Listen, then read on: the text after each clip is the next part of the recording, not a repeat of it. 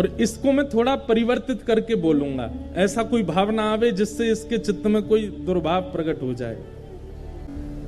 तो जयदेव महाप्रभु, देवी अभी ना मुझे आगे याद नहीं आ रहा है, तुम एक काम करो, इसको आगे मैं पूरा करूंगा, यहीं रख दो। और कलम और गीत गोविंद की पुस्तिका वहीं रख करके जयदेव महाप्रभु बोले, तुम भोजन प्रसाद तैयार करो, मैं गंगा स्नान करके आता हूं और स्नान करके आके फिर प्रसाद पाके फिर लिखूंगा। वो ठीक है। अब वो चली गई प्रसाद बनाने, जयदेव महाप्रभु चले गए गंगा स्नान करने। इतने में ठाकुर जी ने मन में विचार किया कि इस भाव को लिखने में इनको संकोच क्यों हो रहा है। अरे किशोरी जी के चरण मुझको सिर पे धारण करने में कोई दिक्कत नहीं है, ये जयदेव महाप्रभु संकोच क्यों कर रहे हैं इस भाव को वर्णन करने में। और बोले ये स्नान करके आएंगे, इसको परिवर्तित करके कुछ और लिख देंगे, लेकिन मैं चाहता हूं कि यही लिखा जाए।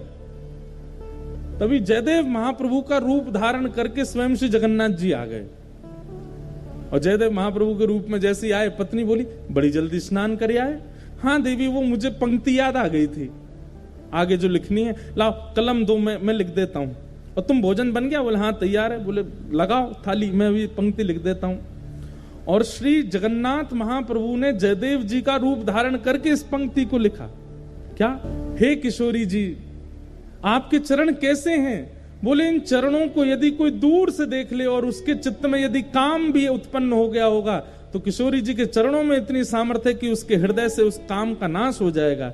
ऐसे काम नाशक इन चरणों को मैं अपने शीश पर धारण करता हूं। स्वयं ठाकुर जी ने लिखा और लिख करके जयदेव महाप्रभु की छाप लगा दी। जयदेव महाप्रभु की छाप लगा करके और पूरी पंक्ति पूरी करके, देवी भोजन लगाओ। पत्नी ने, पद्मावती ने भोजन बनाया, ठाकुर जी ने प्रेम से पाया। और नियम था पद्मावती का कि जयदेव महाप्रभु पाते, फिर उसी थाली में जो बच जाता उसमें ही थोड़ा परोस के पाती थी।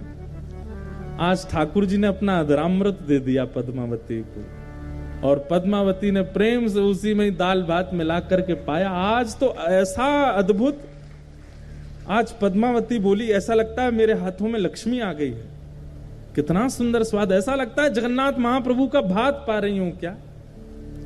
बड़े आनंद में निमग्न होकर के एक एक कोर पा रही थी। तभी जयदेव, असली जयदेव आ गए। और वो जयदेव कहां गए? बोले देवी मैंने तो बहुत पा लिया, अब मैं सोने कक्ष में जा रहा हूं, तुम पालो। जगन्नाथ जी तो चले गए भीतर कक्ष में, असली जयदेव जी आए।